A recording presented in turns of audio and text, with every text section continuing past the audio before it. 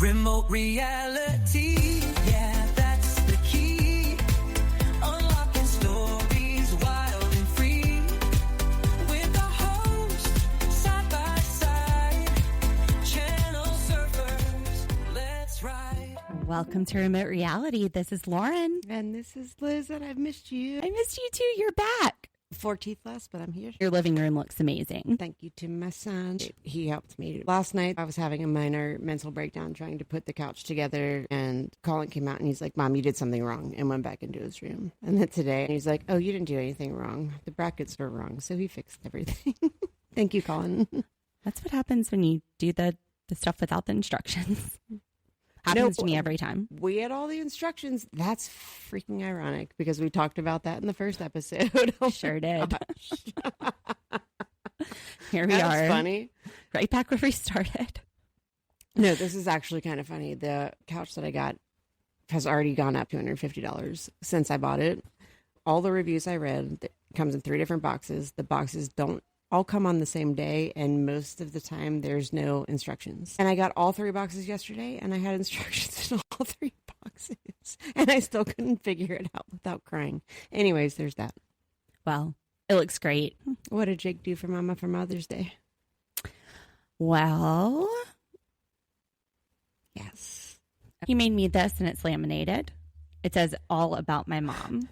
So you want to hear what my recently turned 4-year-old, all the things he says about me, which he's not wrong. He's pretty spot on. Yes. So my mom is 10 years old. She has blue eyes and blonde hair. I have green eyes, but that's okay. That was close. They're light and beautiful. Her job is computer work. She loves to eat candy. Her favorite drink is Pepsi when her blood sugar is low. She's really good at riding bikes. I mean, I have a motorized bike. True. She always says, I love you. She's happy when I hug her. She's super because I love her. So sweet. But so we woke up this morning and goes, Mom, are you 10? My first Mother's Day card from Aylin. So many great things, but then it's like my mom never makes me wear my seatbelt. My mom sometimes forgets to pack my lunch. Winning. I'm like, they have to prompt these kids. Yes, I forgot to pack her lunch, but like, I don't always forget to pack her lunch. I wonder if Jake just gave up and the teacher was like, okay, we'll just say I love you, I hug you. No, that was legit. That was real. Maybe. Poor Aylin. All right. So today we are doing our first true crime. And we're starting with a good one. This is Dateline, Season 3, Episode 28. It's Keith Morrison, and he is telling us the terrible night on King Road. This is about the Idaho murders. So the episode opens with visions of Moscow in the spring. There's green grass, sun shining through the trees. When you look, there's blue mountains standing behind the sprawling university campus.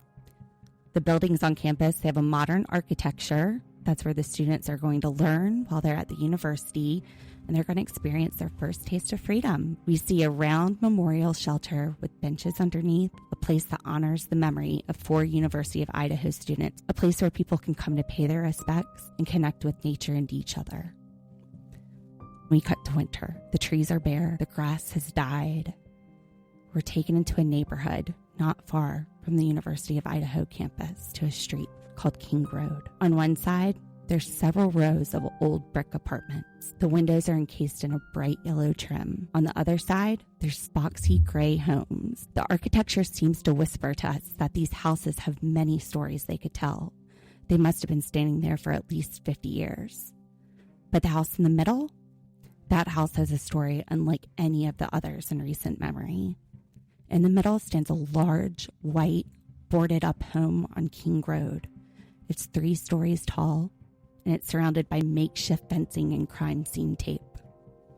This is the home where on November 13th, 2022, 4 University of Idaho students' lives were brutally taken. In town stands a large county courthouse. It's a modern structure, but the arched front is reminiscent of Roman Colosseums. In 12 weeks, 2 sides will fight to find the truth. in a battle of words and evidence. Ryan Koberger stands accused of cold-blooded murder. Dateline first reported on this case 2.5 years ago, and today Keith says they will report things that they haven't reported ever before. This information, he said, was gotten from sources with direct knowledge of the evidence, sources they trust. So the question is, do we trust these sources? What evidence is Dateline going to show us? Liz, did you learn anything new about this case that you hadn't heard before? I think the only things that I haven't heard before were from one of the friend's moms. And it's also kind of bizarre that she was the representative speaking about it. And there has to be more. Yeah, I have a theory on that. So one of the reasons we don't know a lot of things about this case is because the court issued a gag order on people that are directly linked to the case. So family members aren't going to be talking about it. A friend that might be a potential witness. I think her daughter was a roommate that was not there that night. Sorry, I'm cutting you off really quick, but can you explain like why the gag order was something that was issued? Like why?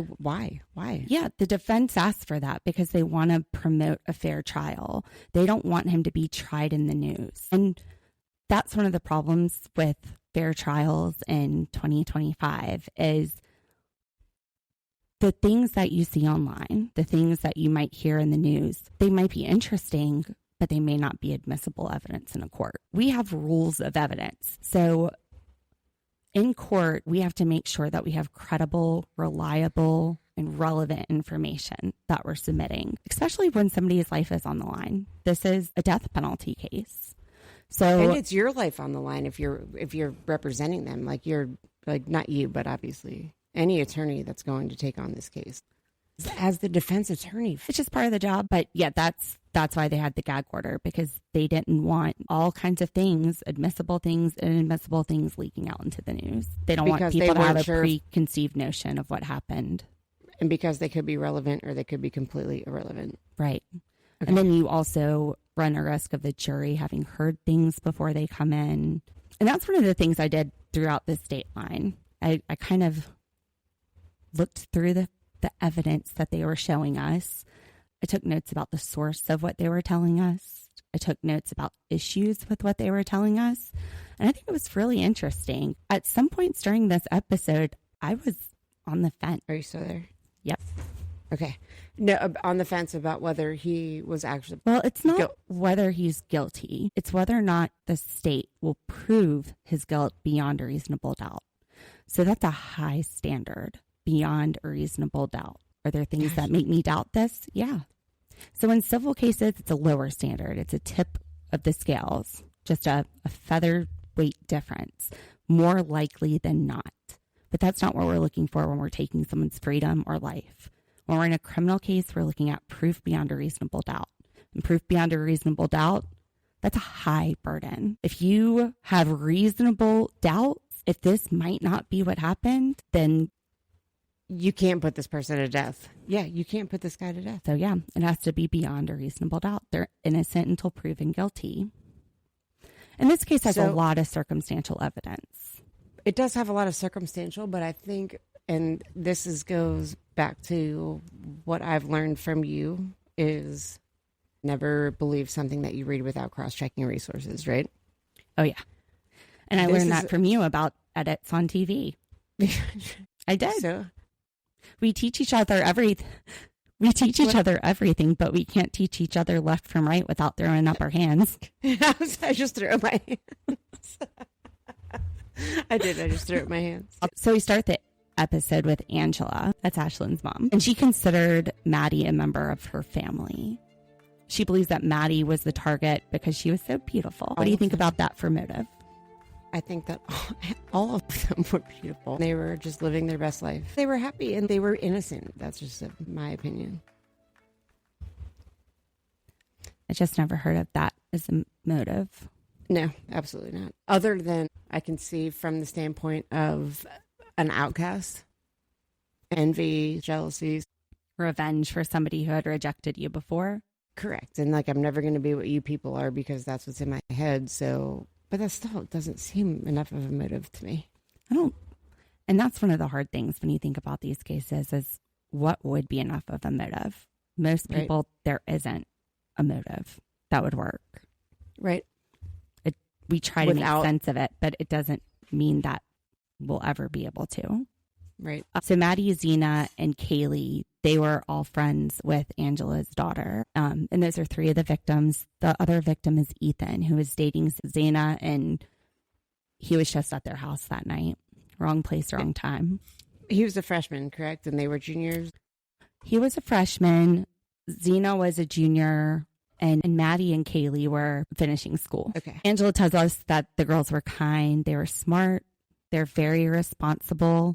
And they like to have fun. Responsible fun. Well, responsible fun until people came to their house for parties when none of the people that lived there were actually there. Yes. I have questions. That was weird. That was a weird clip in the episode, right? Definitely. So after we meet Angela, this is when we meet Katie Winmere, Maddie's boss. Yeah, she had a couple of jobs. She worked at a clothing store and a restaurant. So I think this was her clothing store boss. But Maddie just made more serving. So serving and making more money made more sense. So now we get into our suspect. And is it suspect that he's from the same state we are? Yes. Pennsylvania. I only lived there until I was 1. You hung around a little bit longer. Yeah, I was born there. So he's from the Poconos. I was from Philly. And I was born in the west of Pennsylvania, but my grandma was from Pittsburgh. Yeah? Yeah. My mom's mom. I didn't know that. Yep. Pittsburgh. I was born in Altoona, so it's not Pittsburgh, but it's in between Pittsburgh and... Oh my gosh. My friends, like growing up, one of the girls I went to Catholic school with, I think her family was from Altoona. Her dad. My dad was the mayor of Altoona when I was born. Stop it. The colonel? Yeah. No way. When I was born. And then when I was 2.5, we moved to Harrisburg. Wait a minute. Is Altoona where the McDonald's like called in on Luigi Manigoni? Yes, you're right. That's so random because Altoona is known for nothing, but there's that. But that McDonald's is lose a lot of business. That Altoona McDonald's. Yeah. So Brian, he was awkward. And that's a theme we see throughout this Dateline. People saying that socially he's awkward. He just kind of rubs them the wrong way. But we find out at the end of the episode that his attorneys want to present that he's on the spectrum. So I know that's difficult. One of the things I thought was interesting when they mentioned this, they said they couldn't get that evidence in unless he were to testify. So I wonder if he's ever been formally diagnosed, because I don't understand why a doctor who treated him couldn't present that as part of their medical record. And unless prior there's to being something 27 years old also. Unless there's something else the doctor knows that would get opened up on cross-examination. I guess there's that. But I just don't know why he would have to testify for that to come in if you have a formal diagnosis. Okay, on the grand scheme of things, somebody could profile me. This chick's so awkward. Maybe not necessarily socially, but there's something that I could use to my defense if I did do something wrong. Well, I don't think it's a defense, but what they're saying is that the death penalty should be off the table because of it. But also, there's a lot of speculation here that maybe he did this because, for example, he was fixating on people. They talk about the pool party where he was fixating on the girls, and that is a symptom, fixation. Remember the DJ, from the party, too? I feel that he literally just was trying to belong. He was trying to find his place when he moved there, so he was just trying. And the interviews made it seem like, well, this dude's just super weird. It made me uncomfortable. I don't understand what's wrong with acting like people are your friends.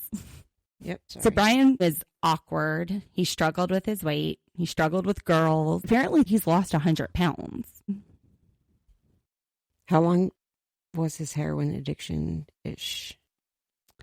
He kicked the heroin addiction before he lost weight, which I don't know how heroin works, but I thought that it would typically be the opposite. Like you would kick it and then you would gain the weight. Right.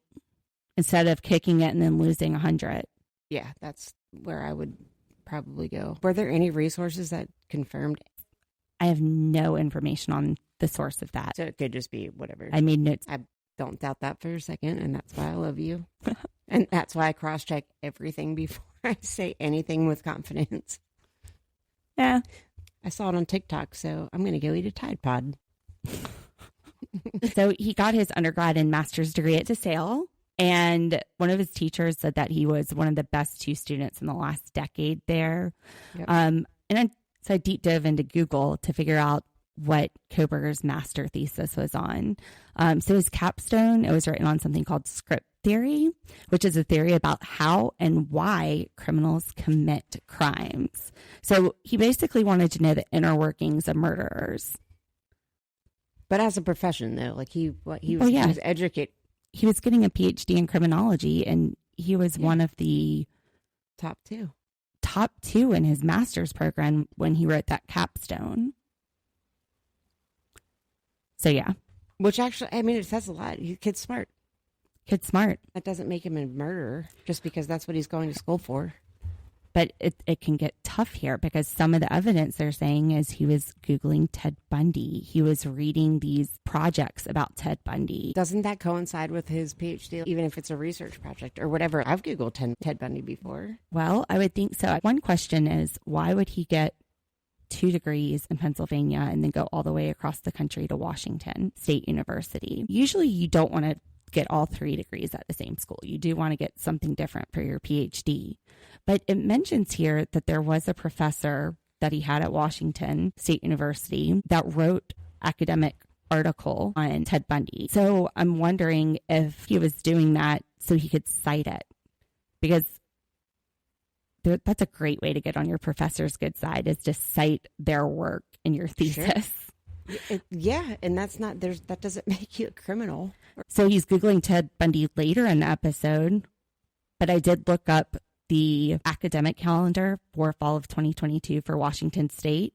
This is happening during finals. There's nothing really that weird. I just got to your evidence notes. So now I keep going back and forth. It's like, is he guilty? Is he not guilty? Yeah, I think he is. So the article on Ted Bundy, it was written by one of his professors, and it was talking about how serial killers justify themselves. That was his professor that wrote that.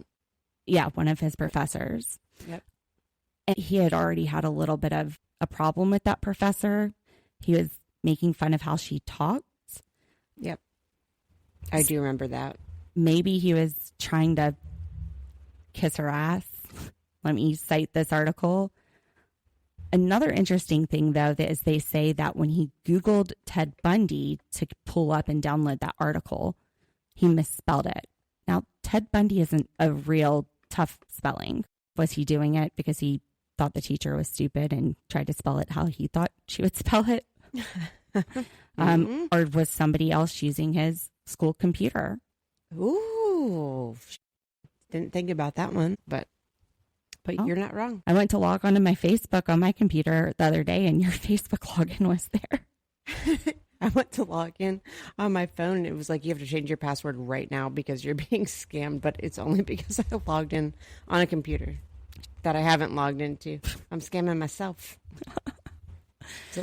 So Washington State University, where he was getting his PhD, it was just a 15-minute drive from that house on King Road. I Googled Washington State University and the house on King Road. They're 10 miles apart. Okay. We live more than 10 miles apart. But if I'm driving somewhere like to a grocery store, it's only 10 miles. I don't know. When you go grocery shopping, what kind of radius are you in around your house? Like 0.4 miles. If I had to choose, I would never leave my house. This is true. In traffic. Even though they're in 2 different states, it's 10 miles. They're right Correct. on the line. So Right. It's not far. It's basically the same town, just 2 different states. 8 months before he moved to Washington, when he was still in Pennsylvania, he ordered a K-bar, U.S. Marine Corps. Knife and sheath. The K-bar sheath is also found at the scene. So there is no discrepancy. There's concrete evidence that he ordered a K-bar. And you might be able to stretch it. You might be able to say, well, how many other people ordered them in that same day? I mean, if they're being sold on Amazon, it's not like an Etsy product. They're mass produced. Correct. That's what I mean. Well, it also had his DNA on it. So I believe it was touch DNA. They didn't address that in the Dateline DNA from him touching it. 8 months before he went to Washington, while he was still living in Pennsylvania, he ordered a K-Bar U.S. Marine Corps knife and leather sheath, just like the leather sheath that they found on Maddie's bed with his DNA. What do you make of that? I mean, you can't really fuck that evidence up. How did it get there? Okay, well, because people have parties at the house when none of the people that live there are even there. That's my question. How did it get in there? Yeah, he did it. I don't know. Maybe we should talk about this in a different way. What's the bad evidence? What's the good evidence? I think that's his knife. It has his touch DNA on it. I don't know if he brought it in there. And the reason that I'm not sure, that gives me what I think is a reasonable doubt, is that there was no other evidence of him being there. He went in, he allegedly brutally murdered 4 people with a knife. Yeah, stabbed. Dateline is saying that at least 2 of them fought back. They don't find his blood anywhere. They adamantly talk about the fight, that there was a defense. They almost write a picture of how whoever it was fought off. They could tell because of the scene, but nothing else that proves that he was there. That's the only piece of physical evidence that links him. But killed somebody by hand with a knife, and there's nothing else. There's no blood. There's no scratches. No other DNA.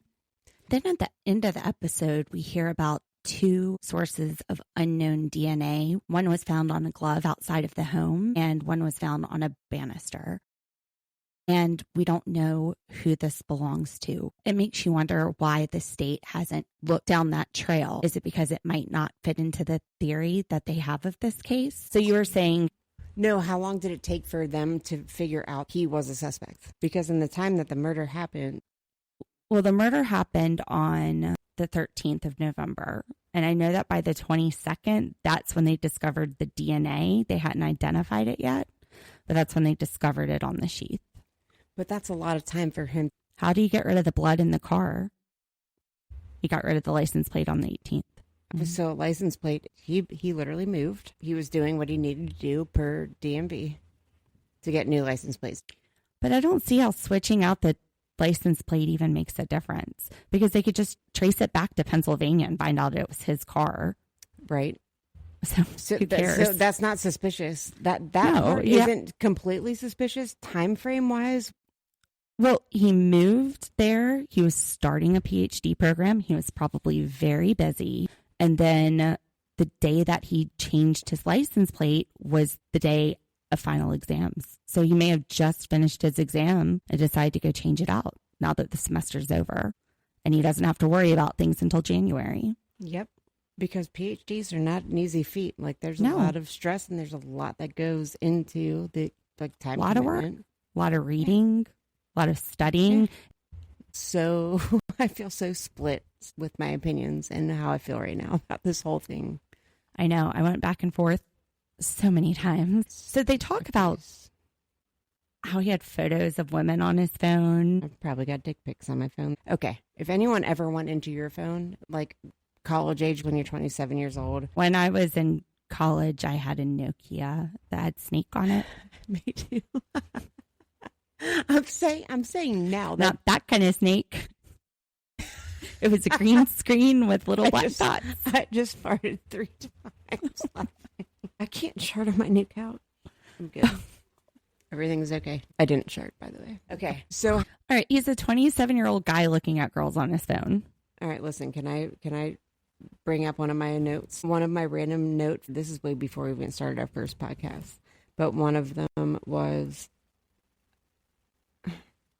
Are you having trouble reading it? Liz is playing trombone over here trying to see it. I need glasses.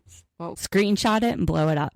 Okay, well, I can't even find it. Looking at women from both universities. But the words that he was referencing. On the porn? Yeah, they were making it seem torture-esque. Yeah, so he was Googling pornography containing drugged, sleeping.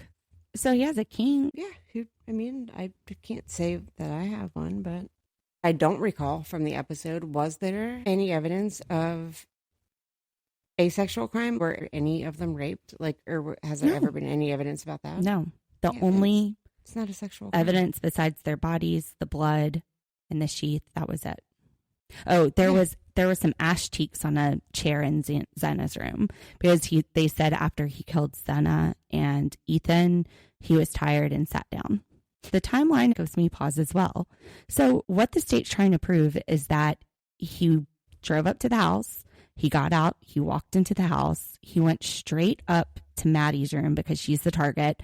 Mind you, no traces that he knew these people, no traces of him being on their socials, but he knew exactly where this was. Maybe because he kept driving by the house. I think there were like 20 some times, but which is weird. We will get back to that as well. Yeah. Well, the house was less than 2 miles from the closest target to his house. The house was less than 2 miles from the only 24-hour grocery store near his house. He is a night owl that he got for not wearing a seatbelt. And it had his address on it, so I knew where he lived. So I put that address in, and I Googled closest 24-hour grocery store nearby. It's the 1.8 miles from King Road. He's a night owl. He has OCD. They said that can make it so he has trouble sleeping. There's also very different laws between Washington and Idaho when it comes to liquor sales. What made me think of that is when I used to live on the border of Charlotte, South Carolina, and North Carolina, you couldn't buy alcohol here on Sundays back then. Liquor stores closed at 7, but I was 5 minutes and I was in North Carolina and I could buy beer until 9. Right. So sometimes you just go where it makes more sense. Now, what I saw is that Washington has the highest excise tax on spirits anywhere in the country. Okay. And did not know that. The liquor stores are state run. And in Idaho, they sell it at grocery stores. There's a 24-hour Walmart right on the border. Not liquor, though, right? Yes. Liquor, wine, you could beer. go into you get vodka in Walmart? Yes. Okay. I've never known anywhere in the whole world to do that. And this is right there near that intersection where he got pulled. So they said that he got pulled at an intersection about 2 miles from their house. That's right in front of the 24-hour grocery store and 0.8 miles away from the 24-hour liquor and wine store. Well, it's a Walmart, but they have it late. And again, near his house, there's higher taxes. He just has to drive a little bit farther and he gets a way better deal. Far. 8 miles is not far. I was going to bring up the second time he got pulled over within that time frame. He got pulled over once for not wearing a seatbelt, and then the second one for running the red light. Yeah, exactly. Now, one thing I noticed when he ran the red light is his back windshield was cracked, and I took a screenshot of it. I wonder if they're able to get a clear enough picture in any of the photos from that night to show his back windshield. Here, let me show you. Okay, so this is a screenshot I grabbed from the stop. Look here in the back window. Up in the back left corner. See that huge crack? Is that a crack or is it a... I made sure. That's not the only one I have. Okay. As the camera moved, I took another picture. Still there. Okay. It's a crack. Now let me show you something else. Look at this on the side of the car. Scuff marks. Okay. Yep. And I wonder, on the night of the murder, do they have any pictures of that back window? Bam. They've got the license plate, but damn, that's a great question. question. Didn't get Lauren? the license plate. How many white Hyundai Elantras are there? Okay. No, I'm definitely picking up what you're putting down. Now, since we're on the car topic, there are 2 recordings of cars from the night of the murder that they're using to try to show is Brian Koberger's. The first one is a police officer. It's his dash cam. He's driving down the road. He turns a corner. You see a white truck, and behind it, you see a car that they say is a white Elantra, and they say this is suspect vehicle 1. And then we see a series of security camera footage from a neighbor's house that shows what appears to be a white vehicle driving up and down the road for about 40 minutes leading up to the murder. The vehicle, it's not super clear what it is. It's very grainy. It's a black and white video. I wonder if that's why they're trying to use the first video, the dash cam. They're thinking that suspect vehicle number 1, we catch him on a dash cam right down the street. 5 minutes later, they're at the house and they continue to drive back and forth. Suspect vehicle 1. So yeah, I guess they're using the first vehicle with the dash cam since that's more clear to show what kind of vehicle it is. Look, do you see that license plate on the front of the car when we're looking at this first video at 3:26? Does Pennsylvania have front tags? I mean, only the back that I can recall. It's yellow, blue, and white. 29 states, including Washington, D.C., require front plate. Really? 29 states? Okay. What do license plates look like from all states? Pictures of license plates. But you can have any, like, I could go to a festival right now and buy a plate and put it on the front of my car. Yeah, but some states require it. So I'm looking to see if that is just a vanity one or if it's Required. Yeah. That's God, man, that's a great call. Oh, right here. What's that? Arizona? I can only see the car now. Still. Hold on. I think I found it. Idaho. Idaho. That has an Idaho license plate. And he didn't get his plates changed until... He never had an Idaho license plate. He lived in Washington. But I thought it said that he changed his license plate. From Pennsylvania. Oh, what the fuck? Okay. Okay, hold on. Does Idaho require front plates? Yes. They do? Yes. So Idaho generally requires both front and rear plates. I was going to say, could it have been a rental? But that doesn't make any sense either because he owned his car. Why would you rent the same exact car? Yeah, that's what I mean. He owned his car. It's not his car. Let me see. See, I wonder if his attorneys have noticed this. Okay, so this is what they say in Dateline. They say that at 2:54, Ryan Koberger's cell phone is turned off in his neighborhood in Pullman, Washington. They say 32 minutes after he turns off his phone, so at 3:26, there's a white Elantra that they call Suspect Vehicle 1 that's detected in the southeast corner of Moscow. And they show this. I got this screenshot that has Idaho license plates.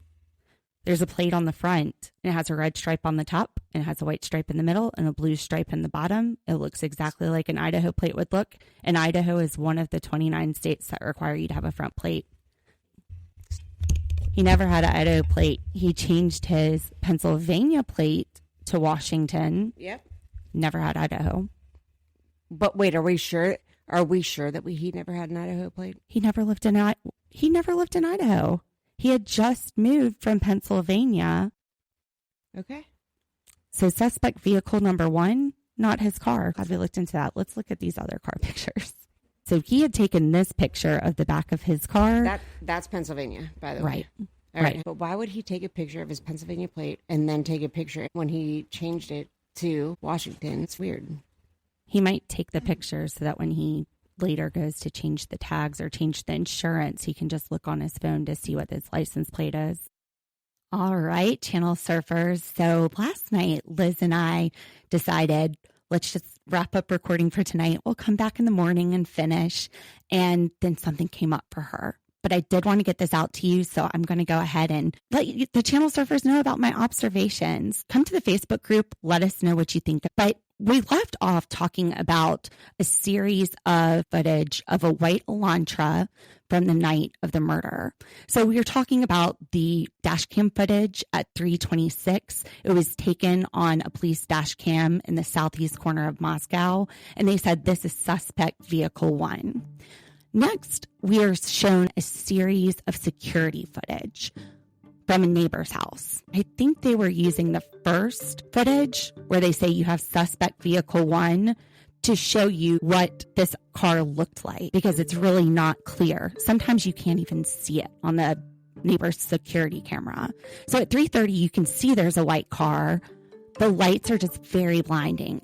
At 3:33, you see the vehicle, suspect vehicle 1, turn around and it drives away, but the lights are so blinding that you can't make out anything about the car. You can barely tell that it's white.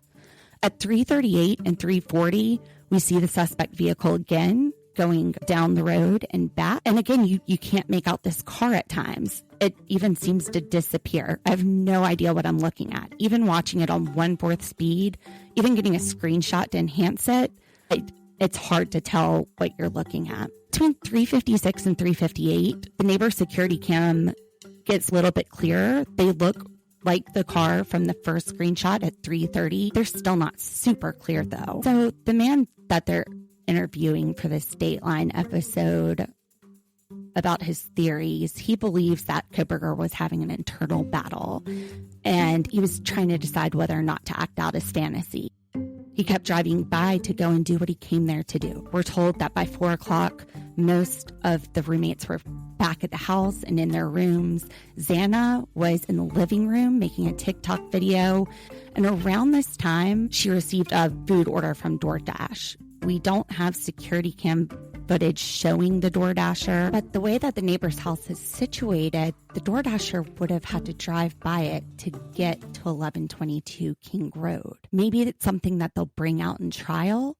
What if the white Elantra that's driving back and forth, what if that's the DoorDasher looking to drop off the food? We know that Xana had been home for a couple of hours. How long did she wait before she ordered the DoorDash? What if suspect vehicle 1 is the same car and this is the Idaho car dropping off food from somebody in Idaho that ordered DoorDash from one of the local restaurants? I would like to know, do they have the DoorDasher on that security camera? Because he should be on there. Now, there's some large apartments. They're 3 stories tall. They're long.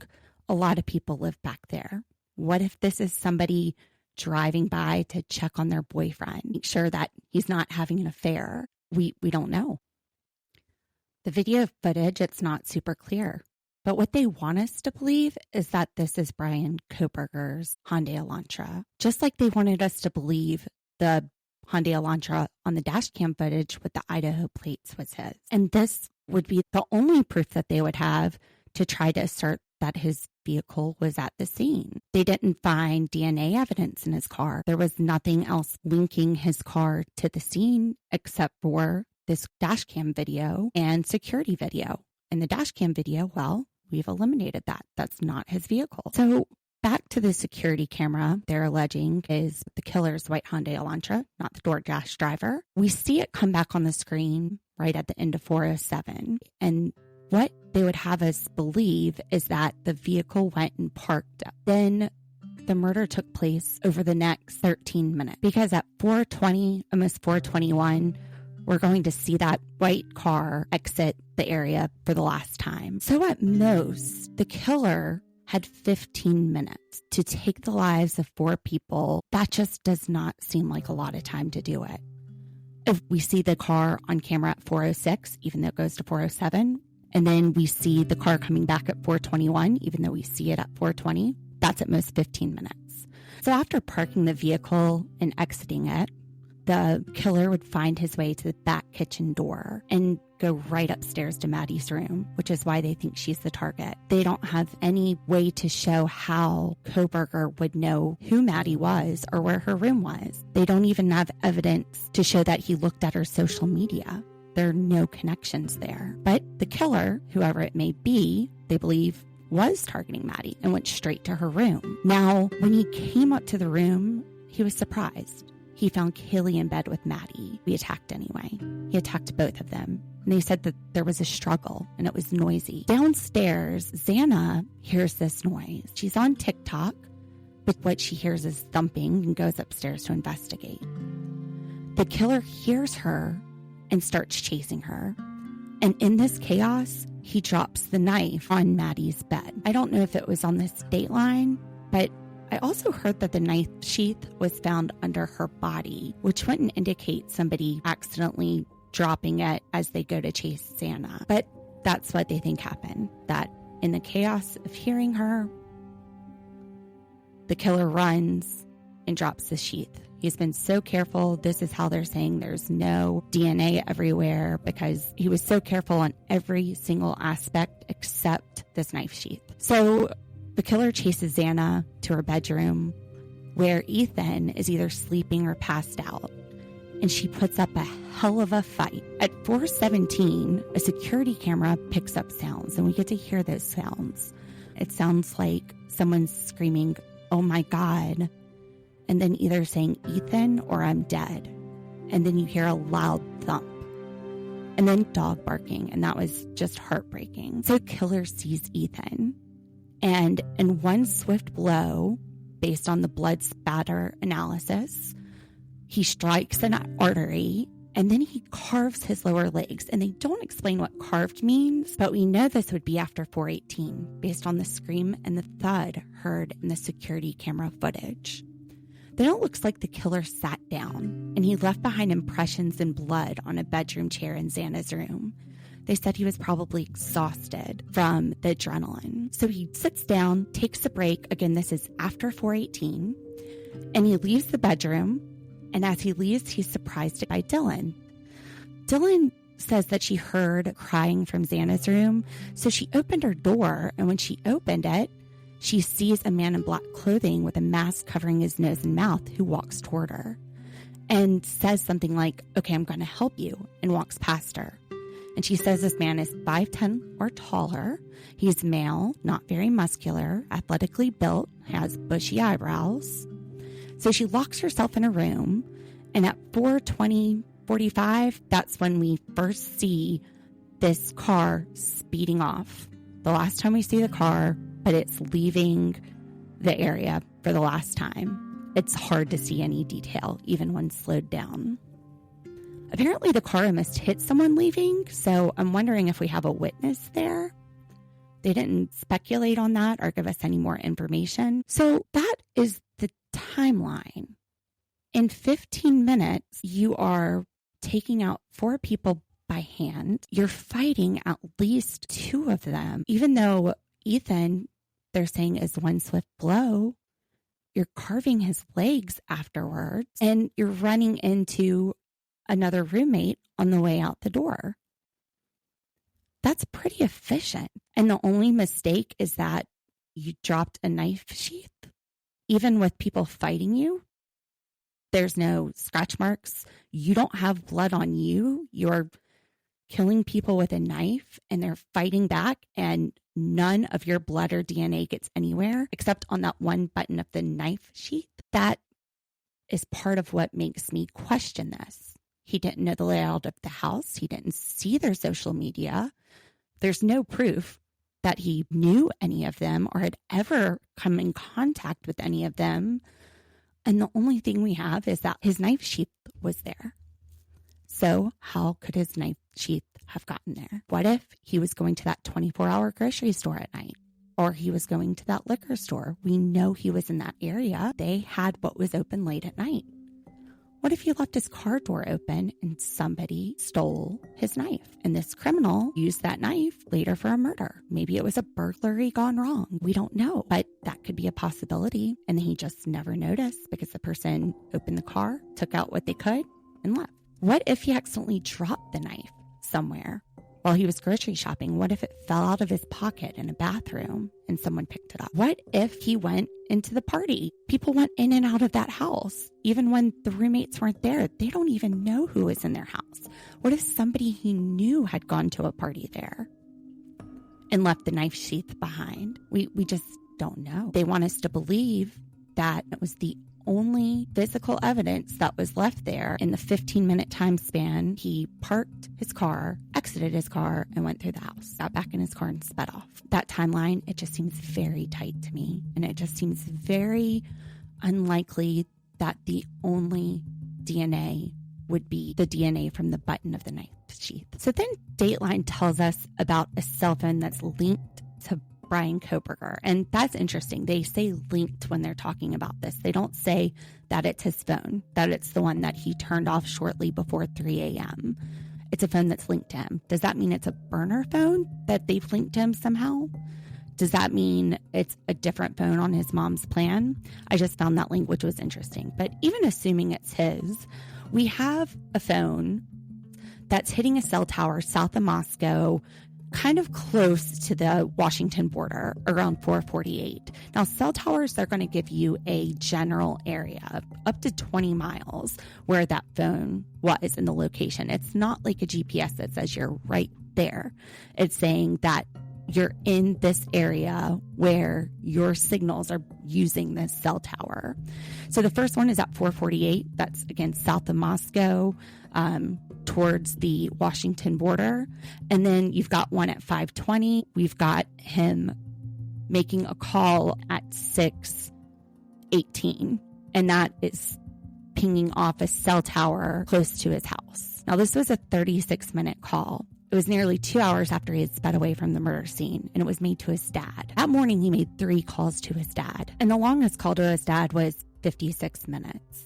Now, the state would say this 2 hours was enough time for him to get rid of any evidence, get rid of the knife, get rid of the clothing he was wearing.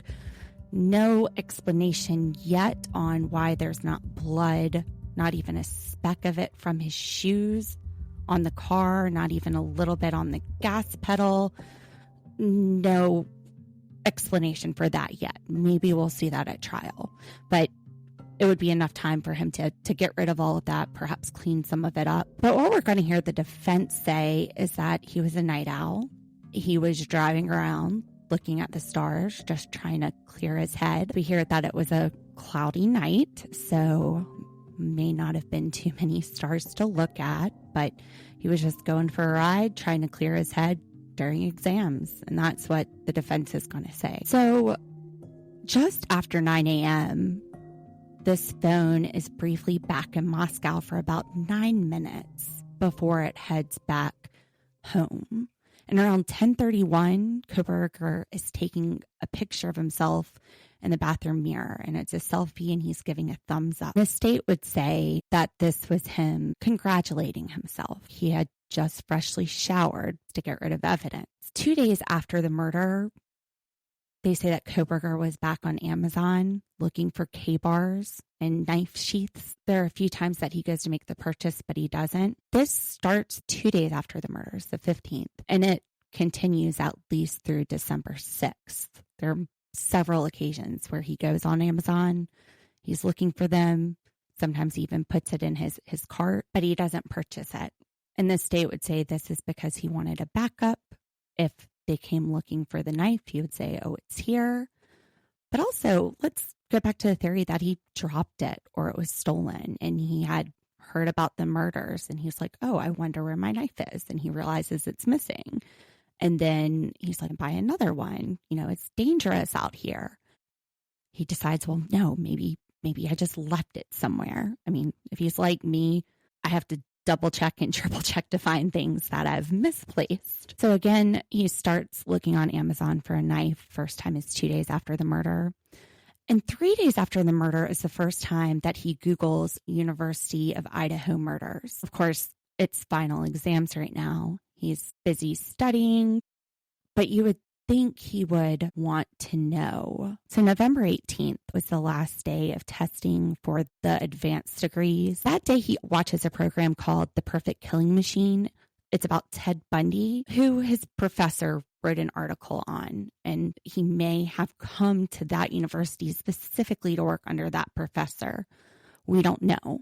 But he did travel all the way from Pennsylvania to Washington. The article that his professor had written, it's similar to the material he had worked on his thesis. So over the next 6 weeks, he consumed news about the murders 60 times. 6 weeks, that's 42 days. So that's a little more than one article a day.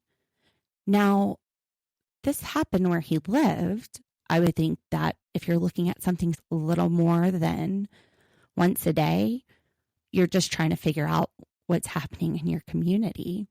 I think that would be a legitimate reason. On November 30th, he Googles his name, and he continues to Google it. The state's going to say that he's trying to figure out if anybody's on him, but you have to remember, he's a TA. He's not a popular TA. He's a TA that has students complaining about him. He's had to meet with the dean over this. He might be looking to see what kind of reviews he was given. My boyfriend in college was a TA, and he always was looking for his reviews, especially at the end of the semester.